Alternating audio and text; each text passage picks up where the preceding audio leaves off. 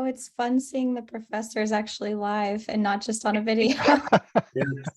Yes, we're alive. Watch out. I don't know. Maybe we aren't. Maybe we're on video. Who knows in this day and age? Yeah. It's like we know you, but do you know us? So since the event starts at 5 sharp, and we still are not joined by a lot of learners, so let's wait for an additional 2 minutes, and then we will start.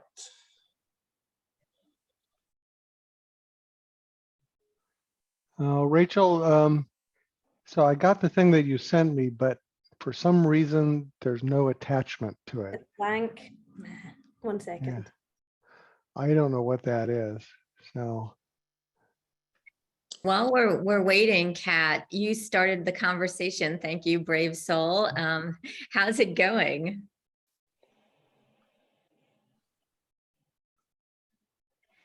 I find the coursework is pretty interesting. It's been hard for our capstone group to kind of understand how big we should be looking or how narrow we should be looking and what kind of challenges to solve. But I'm already using some of the course material in my day-to-day at my job. well, good. Hey, Set up conversations with my leadership team. I'm in product management. And so I've set up conversations about setting up X teams because we have a lot of horizontal work that I think could really benefit from the terminology. I mean, we do a lot of the external stakeholder pulling in, but having an actual framework to it would be really helpful. great. Anyone else before we get started about, I think that's actually a good question, is what are you finding most useful?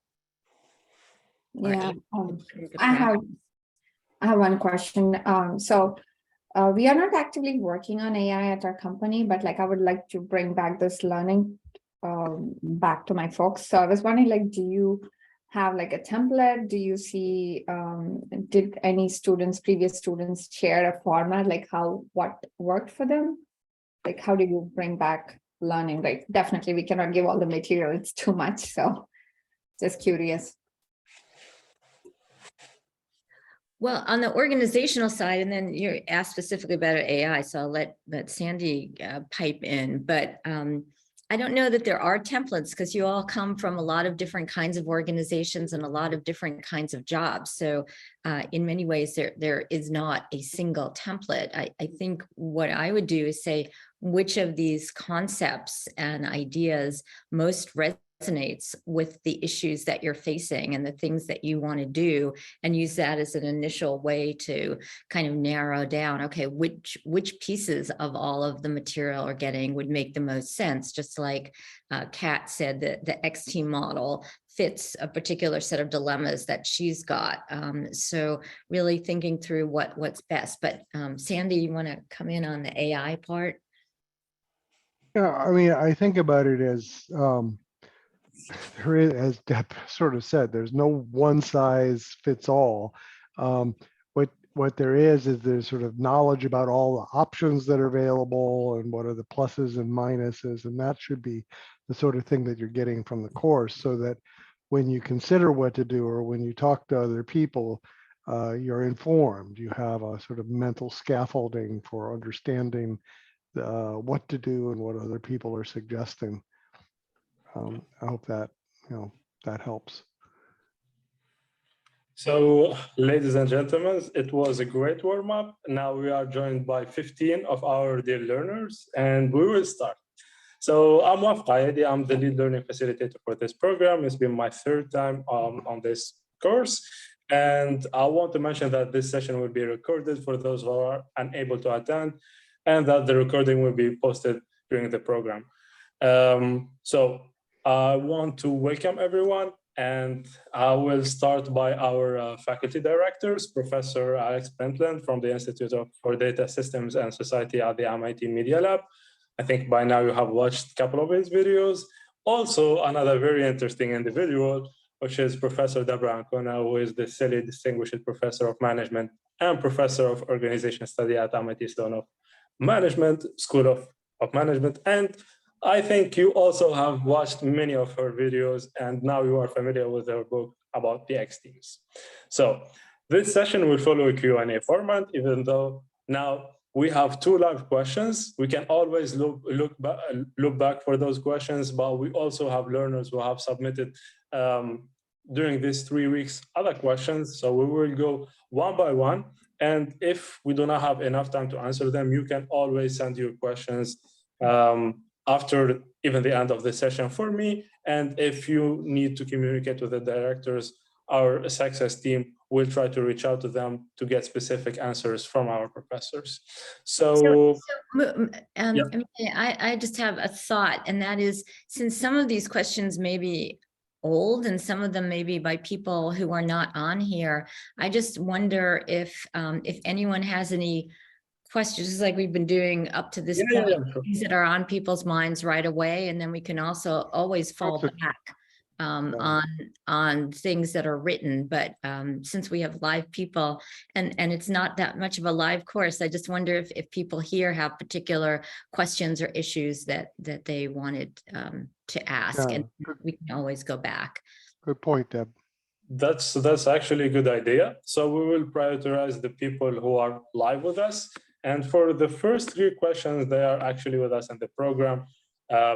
We will also try to answer those, but of course, like you are listening to the professors, the floor will be yours, guys. So please chime in with any questions that you have. Now, Rachel with me is going to share the slide deck with the questions. And please note that she will show the slide deck, but remove them after the question have been answered. If you see your name, please feel free to unmute yourself and ask your own question. Otherwise, I'll be the one who asking it. And also, please also feel free to interact with the professors. Don't be shy. And let's go. First one. Catherine, are you with us today? It's me. Oh, Sorry. Oh, good. Can you, so I thought this was interesting, but I also don't remember making the comment, so I apologize. Can you elaborate a little bit more? There was a particular video. Let me see if I can pull up my notes on it. It was just a particular video where you talked about the 3 horsemen of death and data changes. And I think, sorry, I need to pull up my notes. Gosh, I hate going first. Oh, no, you're doing great. You're a leader in the field here. Yeah. So it was in module 3, part 2.3, federated AI. You said data strategy is a matter of incentives. My background is economics, so I love that. And then you said, watch out for the 3 horsemen of death. One was changes in your data, like black swans, things you assume don't happen, trends like inflation. And I didn't know if there was anything else. It was like there are 3 horsemen of death, but then I didn't know. I see. A particular. Well, mostly just things. I mean, the point there is that there are, standard phenomena that can kill your model. So, for instance, your model is trained on particular data that has, certain relationships, properties, statistics, and those often change. Like, for instance, we've seen in the last couple of years, all of the statistics change, and many of the sort of big AI models broke horribly when COVID hit because people were behaving differently. Another one that's really sneaky, but I think is responsible for a lot of problems, is that when you talk about human behavior, a lot of things are not distributed in a nice, normal distribution. We think of a lot of things as being some mean plus some noise, but some things have a very, very long tail, and that can really kill you. So, for instance, back in 2008, I think it was the CEO of Lehman Brothers who said this was a 26 standard deviation event, which is silly, right? What that says is they were thinking about it as, oh, these are the sort of prices that we get plus some noise, but actually it was something where you could get very, very different behavior than they had seen recently. And that was the thing that killed them. And the third sort of biggest thing I think that happens is just sort of inappropriate data sampling. So bias and fairness fall under that. That's the main source of those sorts of problems. You've got a biased sample, so you train for a biased result. But you can also have confounders. So you assume that these data are representative, but then there are other things that you didn't control for. And when those change, everything can rather dramatically change. So this is even when you're doing A/B testing, you know, if there's some other process that you're not controlling for, that can cause problems. These are all sort of basic statistics problems that apply to all machine learning, not just federated, not just AI. And people neglect them because the math, it's easy to write down math that is static situations and nice Gaussian distributions. So people tend to do that. But the real world doesn't do that, and that can cause real breakage, and in a very bad way too, sometimes. Dr. Penley, this is John Smits. I would, Yeah, hi. I'm sorry, go ahead. Oh, you know, it kind of caught me. I'm glad somebody asked that question. I'm kind of glad you used that example because, you know, that particular AI that broke, were you talking like an ML type or a DL type? Because in my mind, you know, like, I guess maybe, you know, pretty amateurish knowledge of AI. I was kind of thinking that AI would be in the forefront of at least maybe the breakage is a warning, but you know, to me, in my mind, it's a pattern shift, right? It's a paradigm shift too. When the pandemic hit, or let's say a natural disaster, or anything at all that disrupts business in a catastrophic way, shouldn't the machine themselves adopt, sorry, to the changing environment, and in that, so that way it provides obviously new data or changing data to the you know, to the consumers? So I mean, the problem is that people think, oh, I've trained my ML, DL, whatever sort of model, and now I'm good to go. And they don't continually ask, okay, how does the model apply to the current situation? They don't continually retrain because that's expensive. And as a consequence, when the ground shifts, you fall off the cliff. I mean, the pandemic is a big sort of catastrophic example, but there's all sorts of shifts in consumer behavior that happen all of the time. Oh, they buy more pink dresses as opposed to red dresses. God, you know, whatever. I was at a restaurant recently and they said, oh, no, everybody's drinking orange wine now as opposed to pink wine. It's like, what? You know, it's almost the same thing. But boy, if you're trying to stock restaurants, your model will have just fallen off the edge because the habits and the memes and the sort of the patterns of what people do have changed. So this is one of the things, there's other questions in that deck about ethical things. You need to sort of say, okay, what do we expect this model to be doing? And you need to continually, you know, which means regularly, maybe once a week, make it once a day, depends what you're doing, check that actually it's behaving itself, that it's doing what you expect it to do, that it's got the right accuracy, that it doesn't have other sort of side effects.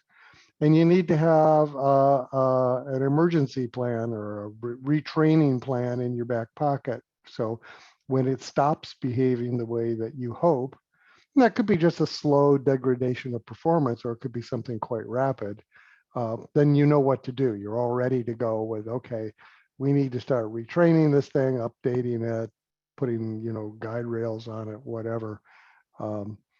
And that's really sort of the core of ethical things. And I mean, maybe I'm talking maybe too much here, but you know, just think of this the way you would do money. If you were investing in stocks and the stock was, you know, you shouldn't just put money something into something and walk away and hope that it's all happy. You should check every once in a while. And if it doesn't do what you think it's going to do, then you have to ask, okay, so what's plan B? And that's really the key here.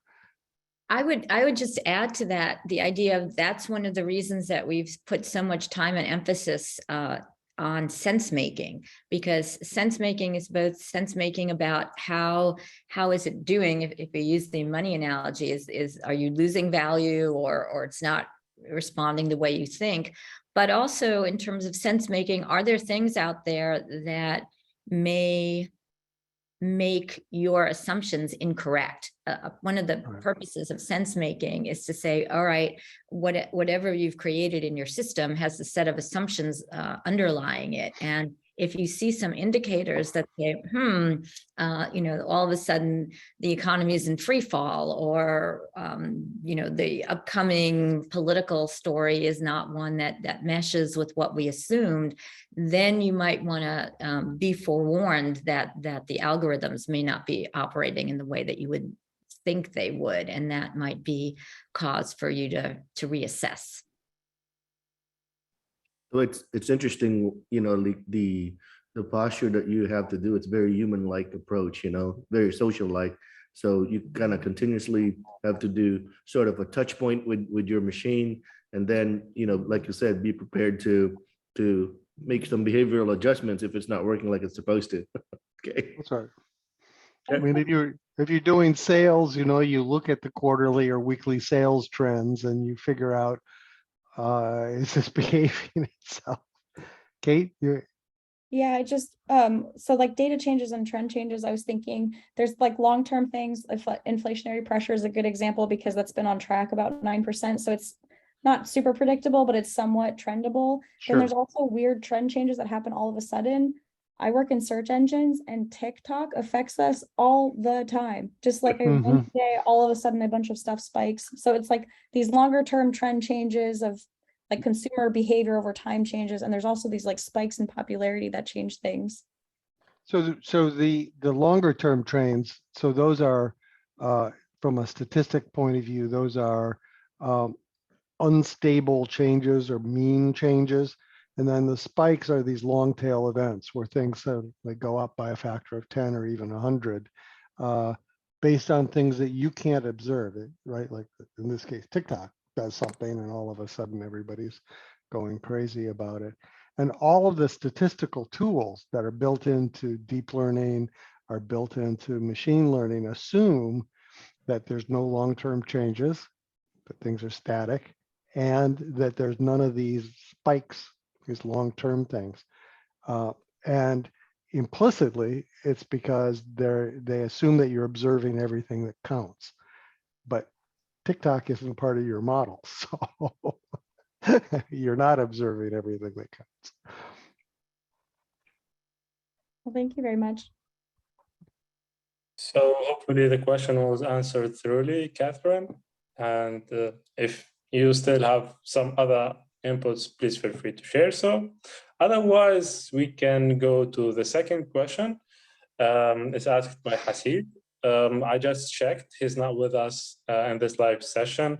Hopefully he will check the recorded session, because I had a lot of DMs with him and he's very into the analogy between cybersecurity and AI compliance and regulatory standards.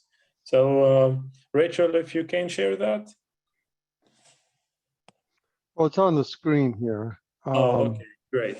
So yeah, I mean, so the answer is that there are lots of frameworks, but they're all slightly different, and most of them are suggested or pre-standards. Like the White House just put out some standards about this. The IEEE has some, the EU has some. With respect to AI, a lot of this is this notion of having touch points. Is it doing what you want? Having a way of sort of redesigning it, redeploying it. It's this sort of normal, continuous management, and not assuming that it's off there. The cybersecurity stuff is, in my view, not really keeping up with this, because a lot of the threat models that you see in this area are different than you saw in sort of more in earlier times. And that what that means is a lot of the types of things that you need to protect for change. Like, for instance, many of these things can be affected by bot armies. We didn't used to have bot armies, but now we do. And you can push things around pretty well, change prices, change demand curves, do all sorts of stuff if you have a bunch of little bits of software pretending to be humans in some cases, right? So I think that was a great answer from our professor. And he then followed up by another question because I had a lot of DMs with him about the subject. It was an interesting discussion. And his second question, it was, if we want to take the similar approach during the development phase of a new AI solution and want to ensure that the ethical part of AI has been accounted for across the board, then what approach do you suggest? And he's now addressing you, Professor. What approach do you Well, so suggest? this is sort of what I've been saying the last 2 or 3 answers, but look, here's the mental model. Somebody's out to get you, right? There's some pressure group, the FBI, somebody like that. They say, you've done X, where X is any of the things that are unethical behavior. How are you going to prove that you haven't done that? Well, the way you do that is you keep track of what it is that your AI system is doing, right? And somebody says, you're being biased with respect to, Armenians or something, right? And you say, well, no, we look, see, we looked at this. We've been looking at it once a week since the beginning, and no, we're fine, right? And that does 2 things. One is it keeps your system operating correctly, and you have understood what it is that it's doing and that it is operating within the ethical boundaries. But it also gives you a legal defense. Because if you've been looking and asking the question, then that shows sort of good faith. It shows evidence that you're trying. Now, maybe you're not 100% correct, but that's not an ethical boundary violation. That's our systems weren't quite up to snuff with this new problem type of a difficulty, which is a very different thing. All humans fail to make complete solutions and make mistakes occasionally. Would be the adoption of cloud services solve most of these issues? If No. you have your data stored in the cloud and you can choose the geographical location and you can choose which things are compliant in your own country, and for the models, if you host them through secured API endpoints, will that solve most of this issue instead of building everything from scratch and reinventing the wheel? Oh, no. Yeah, I'm not suggesting building everything from scratch at all. I don't think it has anything necessarily to do with cloud. What it has to do is if you have, you mentioned different countries. Yeah. If different countries have different regulatory requirements, you just have to check that your solution, which may only be one solution, is compliant in all those different frameworks. You do have to have that because the laws are different. And this could be something like software that just runs on your phone. It doesn't have to be a cloud solution or anything like that, but you have to make sure that it's locally, that it's compliant to the laws under which the owner of this device, the user, and the location specify. And unfortunately, that's a bit of a mess, but because it's different in different places.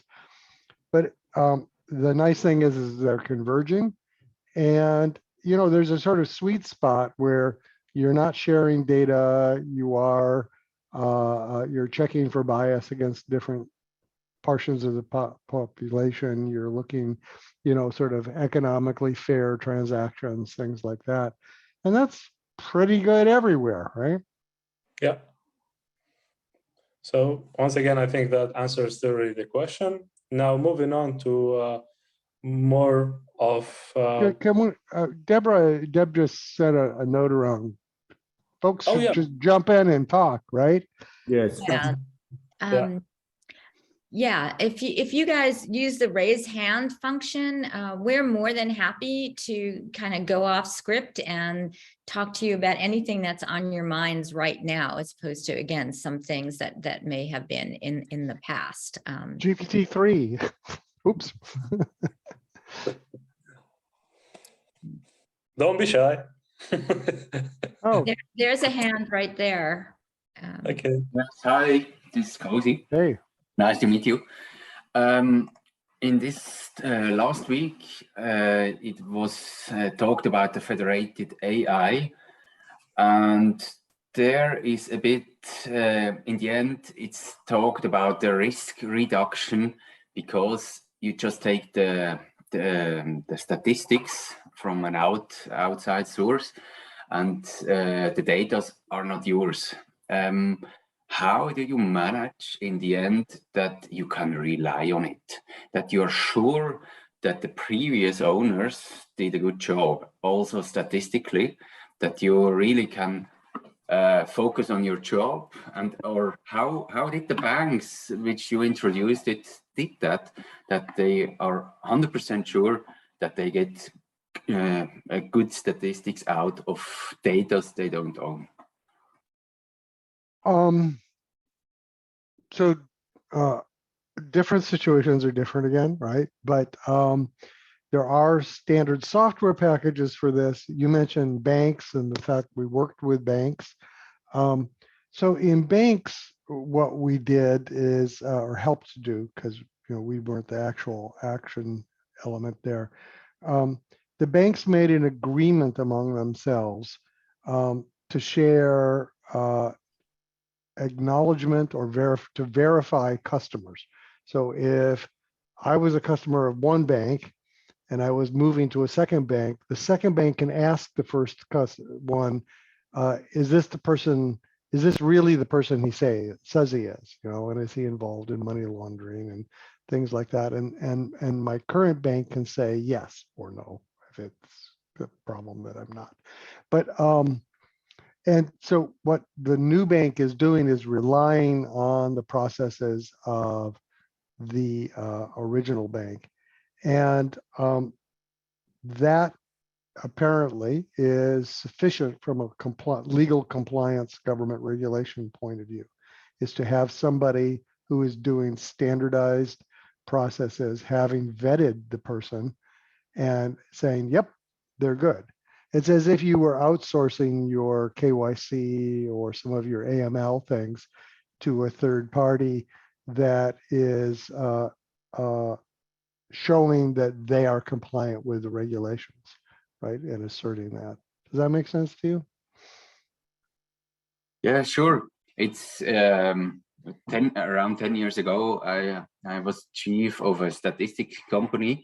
Not CEO, but from this part, and there we calculated the prices on the property market in Switzerland, and we gave this information to banks and insurances that you get a loan for your house. So I was more thinking they were about the relying party, and you were the one that was attesting to the value. Exactly right. Yes. This happens all the time. So you can set up a network where one bank attests that this is actually who they say they are to the other bank. And that way you don't have to duplicate that process across banks. Okay, but 100% sure if the first one makes a mistake? It doesn't matter because you're legally covered. Yeah, that's right. But yeah. Yeah, no, well, and it's in the interest of everybody to do it correctly, right? And even if you did it yourself, you would make mistakes occasionally, Yeah. right? But if you were regulatory compliant, because the regulations aren't perfect. Okay. We have some other hands up here. Yeah. Richard, for instance, or I don't know who was first, Ria or Richard? I think Yes, Richard. hi, Rich. Hi, Rich Watkins. I'm actually an attorney, and that's why I raised my hand. Oh, And okay. I negotiate technology and data analytics agreements.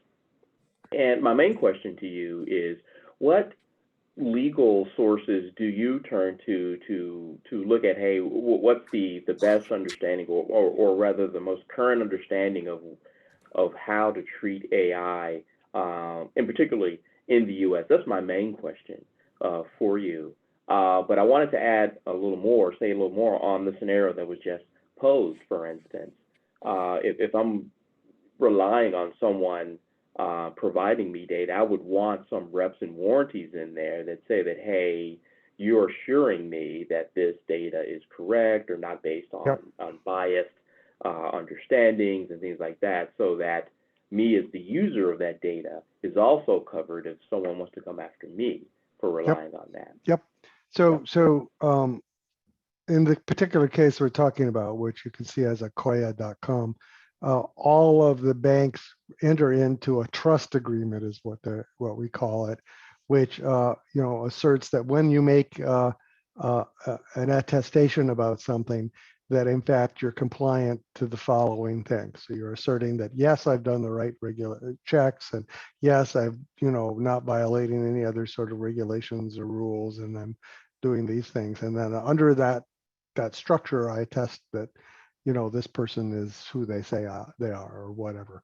And you're absolutely right; it has to be there because you have to deal with the counterparty risk, right? And et cetera. So how do we do it? Like, because I'm at MIT. Or rather, what resources, or is there someone out there say, hey, that lawyer, he really has some really good thinking on how corporations are incorporating AI or protecting themselves in using AI? Is there someone out there or resources out there that you turn to or can point to? Well, I work with people like Ernst & Young, right? And particularly their tax offices and some of that, and they're, it's a good relationship because they have to really keep up to date with the regulations in every country on earth. So I could ask them, we're going to go to do things in Guyana. Is this good? And they can begin to tell me. So I'm not sure exactly who you can turn to. I also work with the Brookings Institute and our fellow Cam Carey, who used to be chief counsel for the Department of Commerce. So he knows everything. He knows everybody, right? And Deborah, would you have anyone else to add to that list? No, but I do know that in so some of the, for example, the VCs that are investing in companies that are going into different technologies, they often will have somebody who has legal expertise. Similarly, in law firms, there are particular individuals who are the experts. So I think this is a kind of a sense-making voyage, if you will, where you just have to find who those people are, who are those experts who are specializing in the particular area. And it seems to me what you might want to do is find one or two people who, as Sandy says, are conduits to lots of different people so that you can quickly figure out who is it that I should best speak to. Thanks a lot, guys. Appreciate it. Ria. Yes, for the discussion today. In this section, we're reading about data being used to make, some of those business decisions, the tactical, operational business decisions. And I'd love to get your take on how do we think about today AI as it relates to driving revenue for corporations. I'm sure as we're using AI to help make some of those decisions around, validating transactions and pairing customers with certain solutions or products that we sell at an organization, I'm sure that leads to some increase in revenue by doing that more efficiently. But I'm curious to get, your take on how do we think overall as AI being a driver for increase in revenue at corporations, and how would we sort of put some context around that?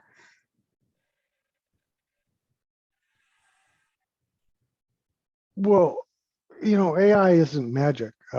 It's like any sort of process automation thing, I think, or any sort of capital investment in machinery or things to make your systems work better, faster, cheaper, more reliably. And I think that that's the thing you ought to do. and I like, I mean, you know, it's like, look, your firm might be in the business of delivering things or moving things around, and you'd buy new trucks, right? Better trucks that were more efficient and they were electric and they did other sort of things. And I like that analogy just because you would also like change the oil or make sure the tires were good and that the drivers are using them appropriately and things like that. So again, you have expectation of how that investment will work in the processes.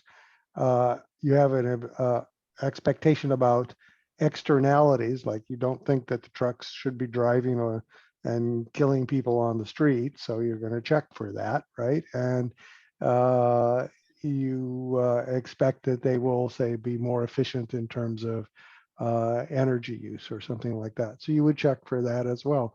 And that's the type of thing you need to do with AI. That I keep saying this again in different ways is, you know, it's adding to, automating, accelerating a process. It's an investment. You have to make sure it does what you intended it to do and that it doesn't have externalities that you didn't anticipate. And it's on you from a liability, not you personally, but your company typically. It's on you to be able to check that it's doing these things and to cure it if it begins to go wrong. Thank you. Professor Ancona, would you have anything to add? Thanks. No, I guess a repeat of again, what I've said before is, you know, you have to do all those calculations, but the other thing is to do a little bit of vicarious learning. Again, back to the sense making.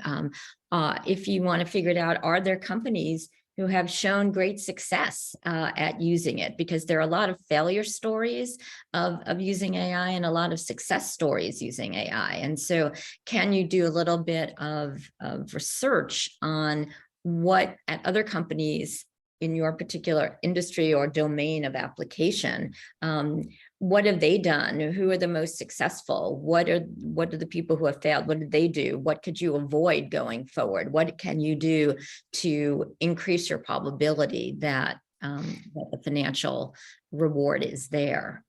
So I think, again, it falls on you to do all of that analysis, but ride on the shoulders of others if you can to learn what you can so that you know the right kinds of questions and analyses to do. Thank you. Andre or Andres. Good morning, can you hear me? Mm-hmm. Yes, hi, my name is Andres Yano. I'm a civil engineer. I just want to thank you both for being both present and in this event.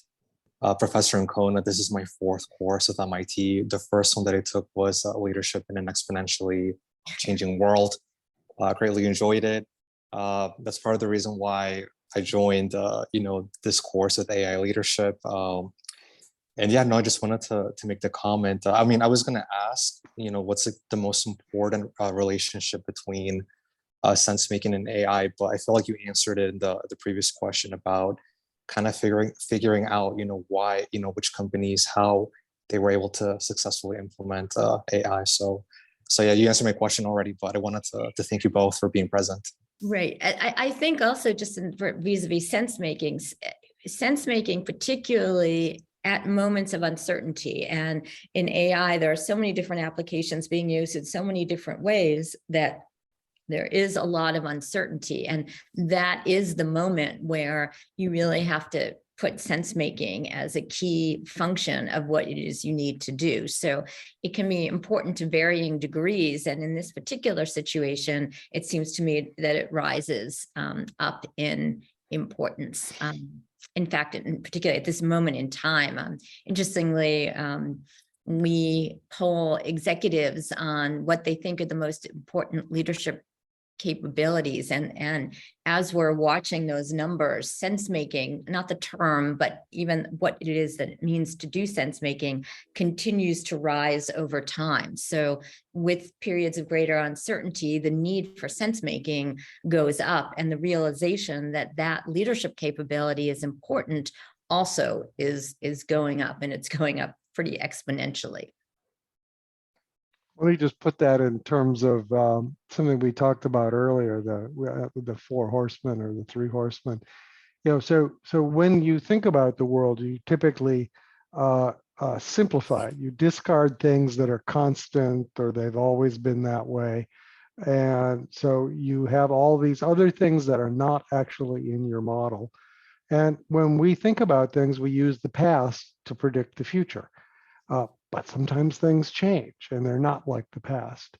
And so sense making is this process of, oh my gosh, this is not doing what I predicted. This is one major part of it. It's not all of sense making, but one part of it is, this is not what I predicted. What's going on? Well, it could be that there are parts that you just never paid attention to because they were always constant and never mattered. It could be that things you always just assumed were eternal are suddenly not eternal. Or it could be actually that the thing that that there are effects in there that are exponential, to use that word. So there are things that are formally they're cascade or preferential attachment processes. So that's things like sort of this propagation of memes on Twitter or TikTok. The pandemic is a cascade process, right? So these things grow exponentially. And those don't fit the way we think about things typically, so they surprise us. But you have to, when things are changing, when things are no longer working, that's a common sort of error, is that suddenly things have become exponential that previously were either negligible or fairly constant. Thank you. That answered my question for sure. Thank you. John. Hey, good morning again, Professor Ancona and Professor Penland. My question with regards to AI is related to really my ultimate goal for really taking this class, which is, we've been now on our 3rd or 4th year now on basically utilizing and deploying RPAs or bots in our agency, in our organization. And so we are now, we're just now really, starting to get into the AI concept. My question to you is there any like a business model or real life scenario that you could share with us or with me where, the RPAs and AI sort of work together as a technology or as a tool that, that work well, or, from the compatibility perspective, or like right now we're using UiPath as RPA software. Is there a compatible AI product there that we could leverage? Or, what's your take on the whole using AI in conjunction with other, technology like RPAs or data analytics as a solution? Well, sort of, first of all, data analytics, AI, machine learning, all sort of the same thing. It's just different levels of sophistication in the technology, as it were, right? And also different levels of visibility into what the technology is doing, with the more complicated things being more black boxy. So when you say RPAs, I assume what you're talking about here are things that are similar to chatbots and so forth, things that answer questions. No, Dr. Penland. It's primarily RPA that we're using is sort of it's a mimicking bot, right? So it generally just mirrors what a person would be doing. Like, let's say in the process, if the person is copying, pasting.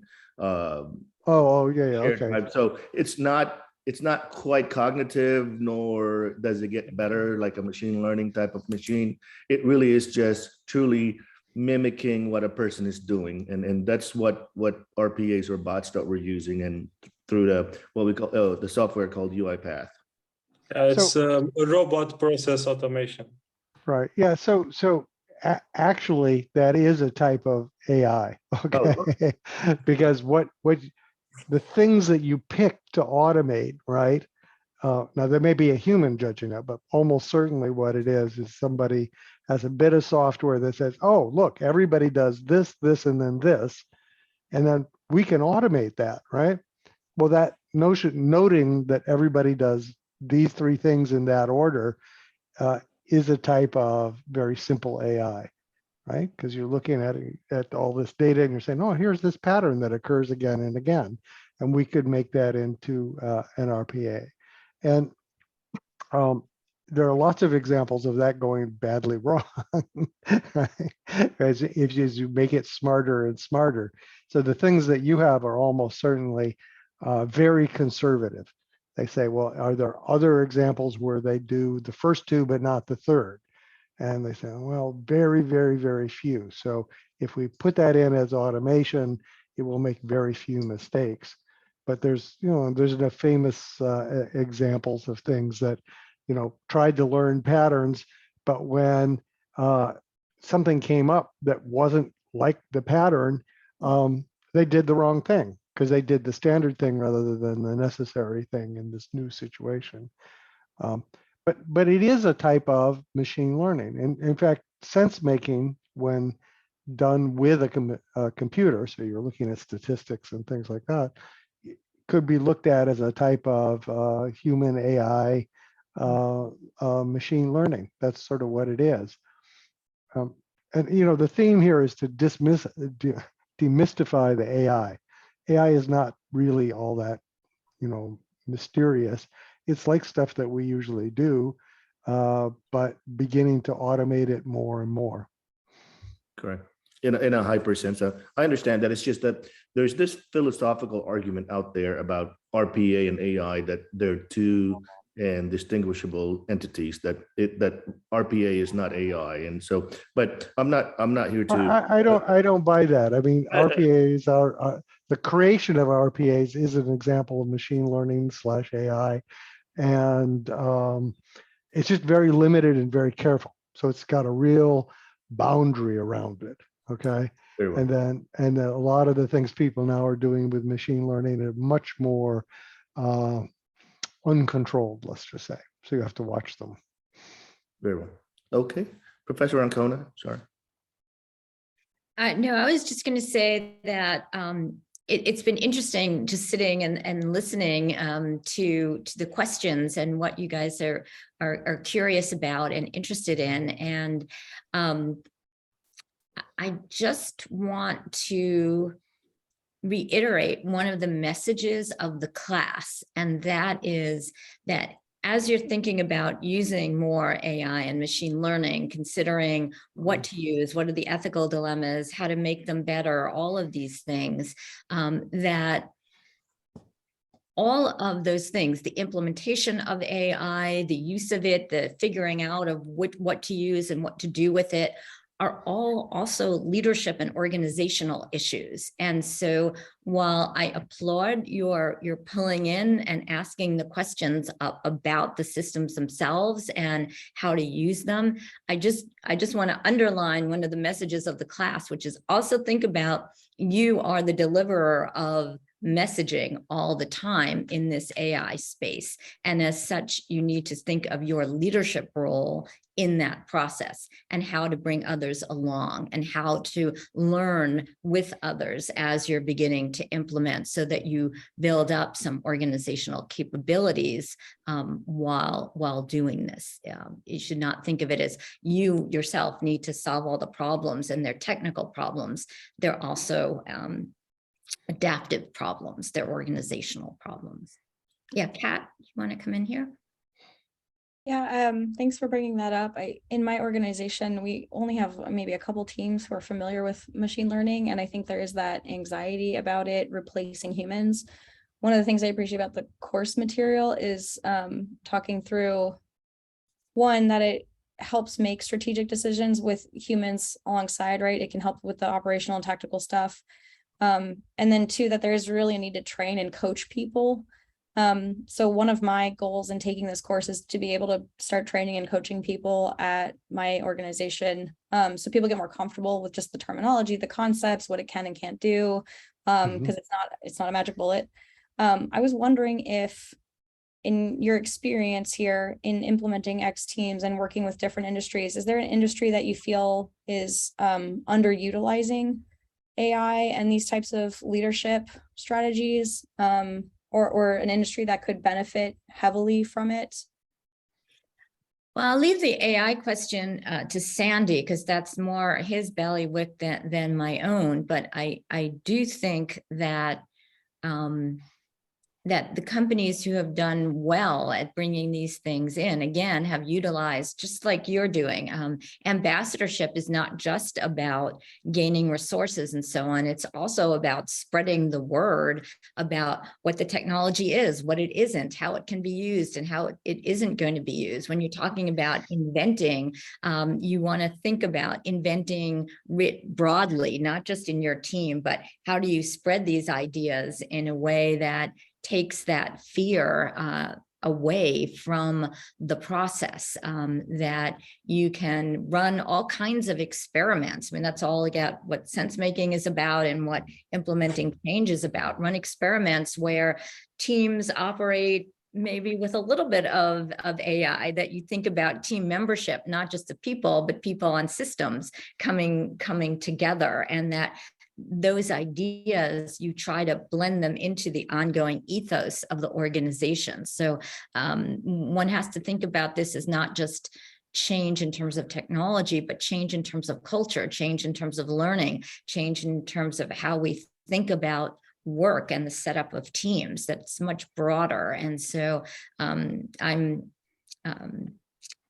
pleased that you are taking that attitude and understanding in your sense making that there is a lot of questioning about the technology and how to use it. And so you have to deal with that questioning, right? And it's not a technical answer. It's a people answer. It's a cultural answer. And that's the battle, as it were, that you're in, just as much as you're in the technology battle. I like to add to that, I think of all of these things as they're human machine systems. The machine stuff doesn't operate autonomously. It didn't create itself. It doesn't turn itself off. So intrinsically, having sort of AI automation or augmentation of processes involves culture change and people understanding it and being able to craft it over time. So there's all these transformations, like being a data-driven organization. Now you're talking about being an analytics-driven organization, and being something where you have these smart tools to be able to help you do things. And all of those are culture changes. They're mental changes in what it is you're doing, what your role in the overall thing is, what are the things that can go wrong, what are the things that can go right. And there needs to be a shared understanding across the organization so that people are all on the same page about that. And it's one of the reasons to start with little small things where everybody can get on board. Yes, this is really a problem. This thing could really help it. So RPAs are actually an example of something like that. It's like there's all these little dumb things in the process that could be automated.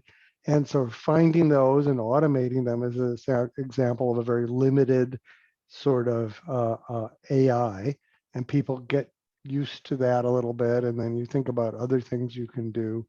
And so, yeah, the hard part is usually the people part, right? Which is one of the reasons we created this course. It's not the AI part. Right. And in that experimenting, I just want to underline the importance of after action reviews and this learning process. Okay, we're trying this out and it's great to get those experiments going, but then afterwards, what worked, what didn't work? What do we want to keep doing? What do we want to not doing? How do we want to change? And that is the real purpose of some of that experimentation. You can't just experiment, you have to have the learning that goes along with it. Anyway, Kat, sorry, I didn't mean to interrupt you there. No, you got me thinking. There's like I'm finding buy-in in my group pretty easily. Like we're running a proof of concept right now on machine learning for no results experiences. So like exposing recommendations in absence of a proper match. And I think that proof of concept is really tight. It's this little finite thing. And I find our organization is really willing to experiment on that with customers and see what customer signals are. But I kind of look internally, like one of the things we could do is have machine learning generate recommendations for our merchandisers to make changes, either in item data or in setup or any type of supply chain stuff. And I think that part is a little bit, that's the harder to trust one, because that's not, am I making the customer happy? That's, do I feel like my job is getting replaced? And so there's like a weird thing, like it's very easy to convince people to do AI in certain contexts, and other contexts it's like a lot harder, but I'm super motivated.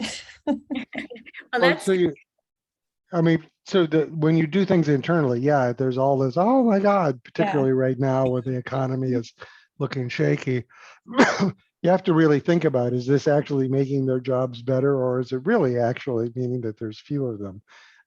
And having a real conversation about that so people understand is important, I think. I'm yeah, doing that on Fridays. I would, sorry, just say that, yeah, underline what Sandy just said. If you are replacing jobs, you need to be open and transparent about that. And if you're not, then you might want to reframe it in a way that consoles people or lets people know that this is not what you're doing. But that has to be a legitimate claim. Yeah, I'm presenting this on Friday, so I'm going to try to make sure I touch all these points. Yeah, I think things are actually sort of, we're in a weird situation because at the moment we're not really in a recession, but everyone's saying, oh, it's going to crash.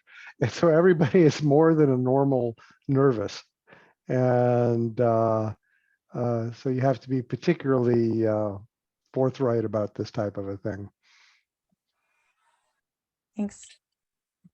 So I think the time is up for this event, and I think it was one of the most interactive ones.